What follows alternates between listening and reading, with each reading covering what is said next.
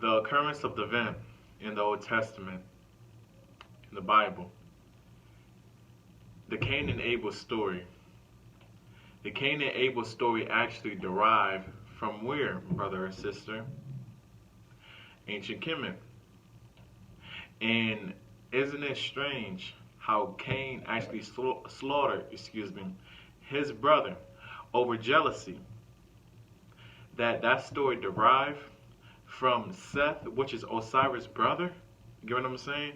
Who slaughtered him and cut his body up. Most people would say, scholars, historians, and so forth, 14 different pieces, and actually accumulated his pieces, and threw it into the river so the fishes could get him. And it was Osiris' wife, which is Isis, which the Greeks later name, which her original name is Aset. You get what I'm saying? Aset, or most people, type or have knowledge of Aset name spelling like this, Auset. So you tell me, isn't it strange?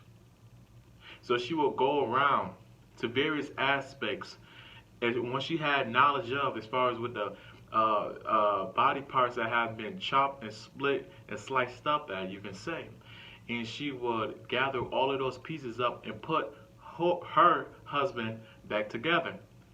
Now, it was a painful process and a painful experience for a wife to actually have endure her husband, having his body pieces all over everywhere. Some pieces are over there and some pieces are over there. It just, as any woman will go through that, I truly have a huge percentage of empathy, a huge percentage of sympathy, I would say. So we must question our brothers and sisters when they talk about the Cain and Abel story, how Cain actually slaughtered his brother Abel over jealousy and everything. So she will later on, she will later on accumulate all the percentage of body pieces together, wrap him up, mummify him, and put him back into the tomb. You get what I'm saying? So this is something that I think we should just take out our time and just meditate on too as well.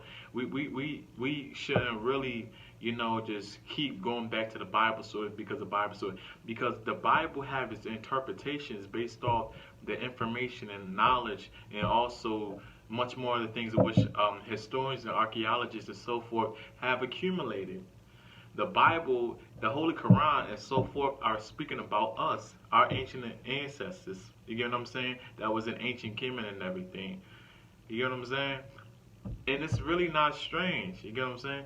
Because if you look through movies like Lucy and so forth, it's really speaking about our history, our culture, and so forth, our ancestors. You get what I'm saying? It's little subliminal messages in which we don't extract away from movies and everything. That's why we just leave as far as what is the meaning of a movie. We just understand based on a basic level about the movie. But really the movies are the symbolic messages in which is provided onto you. You see, based on how the memory is, the memory is based on images and sounds. You get what I'm saying? Like, for example, if you grown up and you always hear, like, for example, this glass always falling, glass breaking. You know how glass break and everything, once it touch a solid surface, it has that sound, and you get scared. So later on, when you go through our life, when you keep hearing that sound, you get scared. You get what I'm saying? The sound penetrates you because you have the memory. It's already installed within you. And people need to understand too as well, the brain is a muscle. The brain is a muscle which collects frequencies and sounds and so forth. You get what I'm saying? And also megahertz too as well, I should add on.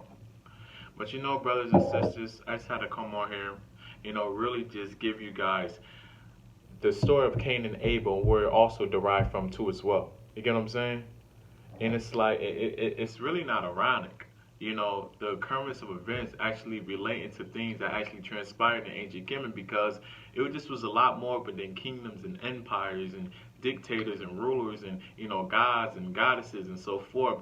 It was a lot of colonialization, it was a lot of much more other things that transpired that most people, they really don't take out the time to actually speak upon too as well, you know, because it was some good and it was some bad, it was some great and it was some terrible. It was a lot, but you know that's what life is all about. You get what I'm saying? It's gonna be like that, But on that note, brothers, this is a man who have love, life, peace upon their journey. Thank you.